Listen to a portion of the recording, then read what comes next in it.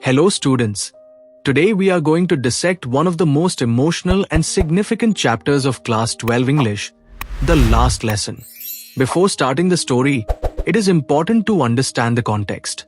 The scene is set during the time of the Franco-Prussian War. A war was going on between France and Prussia. France lost this war, and Prussia won.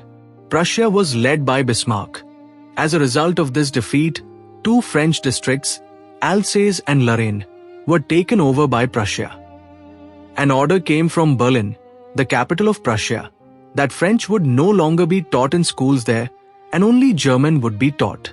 This story is about the very last day when the French language was taught in that school. So settle down and let us see this story through the eyes of Franz, our narrator.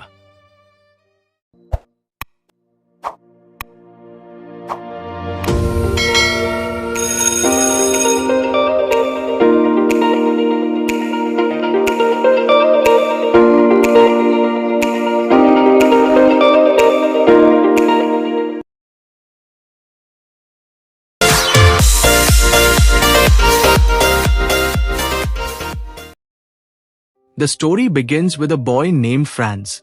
Franz is like many of us, slightly lazy in studies, not very eager to go to school, and afraid of homework. That morning, Franz was very late for school. He says, "I started for school very late that morning and was in great dread of a scolding." He was afraid of being scolded. Why? Because his teacher, M. Hamel, had said that he would ask questions on participles, a grammar topic. And Franz did not know even the basics of participles. Franz thought about bunking school that day. The weather was bright and warm. Birds were chirping at the edge of the woods. Behind the sawmill, Prussian soldiers were doing their drill. All this seemed far more interesting to Franz than the rules of participles. Still, he controlled himself and ran towards school. Here we see Franz's character. He is lazy, but he has a conscience, and in the end, he chooses the right path. When Franz passed the town hall, he noticed a bulletin board. For the past 2 years, all bad news for France had come from there. Lost battles, army drafts, and official orders. A crowd was gathered there. Franz did not want to stop. But as he walked on, he wondered, what can be the matter now? A blacksmith named Watchter was standing there. Seeing Franz running, he called out, "Don't go so fast, bub. You'll get to your school in plenty of time." Franz thought he was being mocked because he was already late. But actually, Watchter knew the news that Franz did not know, that there was no need to rush to school that day because everything was about to change.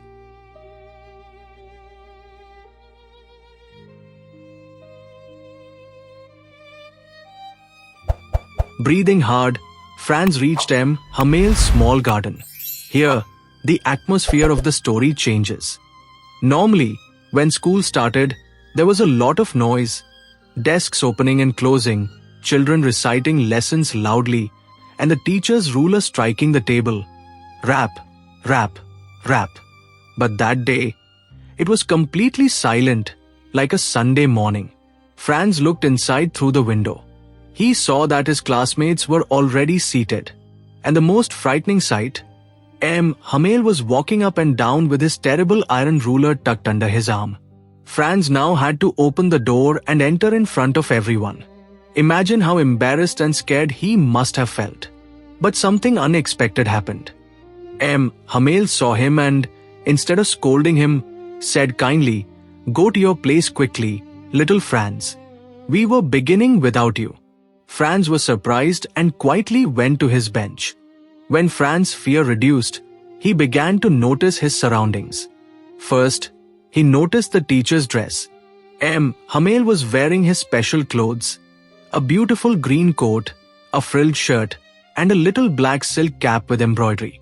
He wore these only on inspection or prize days. There was no function that day. So why these clothes? But the strangest thing was the backbenches. They were usually empty, but that day, village elders were sitting there quietly like students. Old Hauser, an old farmer, had come wearing his three-cornered hat. There were the former mayor, the former postmaster, and others. Everyone looked sad. Old Hauser had brought an old primer, worn out at the edges. He had opened it on his knees and placed his spectacles on it. While Franz was wondering what was happening, Hamel sat on his chair and made the announcement. In a gentle and serious tone, he said, "My children, this is the last lesson I shall give you. The order has come from Berlin to teach only German in the schools of Alsace and Lorraine. The new master comes tomorrow. This is your last French lesson. I want you to be very attentive." These words struck Franz like a thunderbolt. Now he understood everything. The news on the bulletin board, the silence in school, Hamel's special clothes, and the presence of the village people. At this moment, Franz's attitude changed completely. He thought, "Oh, the wretches," that was what they had put up at the town hall. Suddenly, his French books, grammar and history, which had seemed like a burden before, now felt like old friends he did not want to lose. Hamel, whose ruler and strict nature Franz had disliked, now earned his respect. Franz forgot about the ruler and the teacher's cranky behavior. He understood why the villagers had come, to thank Hamel for his 40 years of faithful service and to show respect for their country, France, which was no longer theirs. Franz's name was called.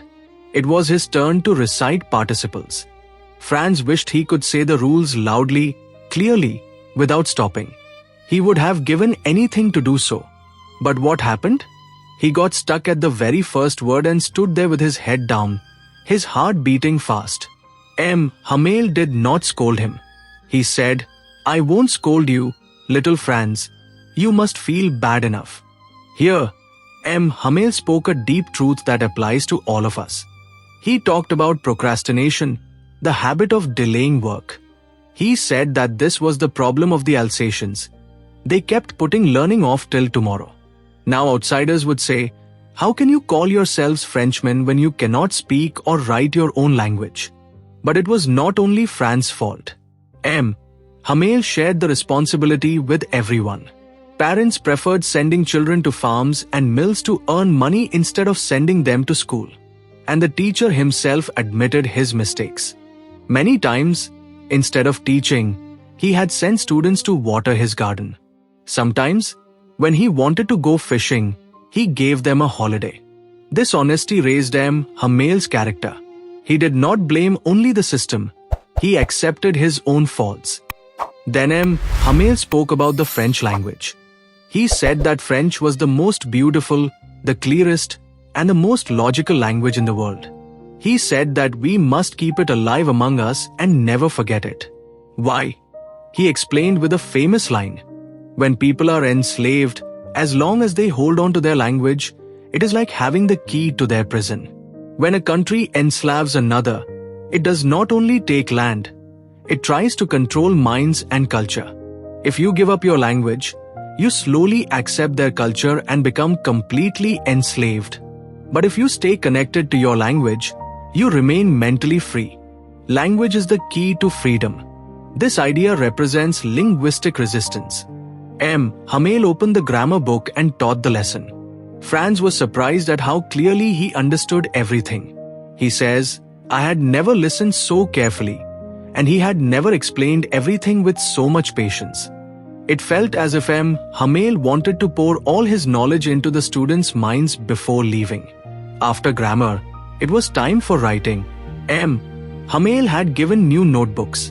On them, in beautiful handwriting, were written the words, "France, Alsace, France, Alsace." It looked as if little French flags were flying on every desk. There was pin-drop silence. Only the sound of pens moving on paper could be heard. Once, some beetles flew into the room, but no one noticed. Even the small children drawing fishhooks paid no attention. Everyone was focused on the French language. On the roof, pigeons were softly cooing. Hearing them, Franz thought, "Will they make them sing in German, even the pigeons?" This line is satire. Franz realizes that while humans can be forced to change language, nature cannot be controlled. Taking away a language is unnatural. Rules can be imposed on people, But nature cannot be changed. While writing, Franz looked at M. Hamel. He was sitting motionless on his chair, staring at everything, the desks, the benches, the walls, as if he wanted to store the classroom in his memory. Think about it, 40 years. He had been there for 40 years. Outside was his garden, the walnut trees he had planted now grown tall. The hop vine he had planted had climbed up to the roof. Upstairs, his sister was packing their belongings, and the sound of her footsteps could be heard. M. Hamel's heart must have been breaking as he prepared to leave. Still, he taught every lesson till the end. After writing came the history lesson. Then the small children chanted their vowels. B-A, B, by, Bo, Boo. Old Hauser, sitting at the back, put on his spectacles and joined them. His voice trembled with emotion and tears. The scene was both emotional and slightly funny. Franz says, "We all wanted to laugh and cry." Suddenly, the church clock struck 12. The Angelus prayer sounded. At the same time, the trumpets of the Prussian soldiers returning from drill were heard. M. Hamel stood up from his chair. Franz says, "I never saw him look so tall," meaning he looked very dignified and strong. He tried to speak, but something choked his voice. He could not control his emotions. Then he turned to the blackboard, picked up a piece of chalk, and with all his strength wrote in big letters, "Vive la France! Long life France!" Then he stopped, rested his head against the wall, and without speaking, made a gesture with his hand to dismiss the class. "School is dismissed. You may go." Students, this story is not just about a language lesson. It carries deep messages. The Prussians believed that the German language was superior and forced it on the French people. This shows how powerful groups try to crush the identity of others. We often value things only when they are taken away from us. Franz and the villagers never took French seriously. But when the order came, they realized it was not just a language. It was their identity and freedom. The idea of "we will study tomorrow" is common to all of us. But M. Hamel reminds us that sometimes tomorrow never comes. Just like the people of Alsace had no tomorrow left to learn French. M. Hamel writing "Vive la France" shows that even if you lose, as long as your heart stays with your country, no one can fully defeat you. As M. Hamel teaches us, hold on to your education and your language. As long as you have knowledge, you can never be completely enslaved. I hope this last lesson is now clear to you. Friends, if you like the video, please like it and subscribe to the channel. We will meet again in the next video. Till then, goodbye.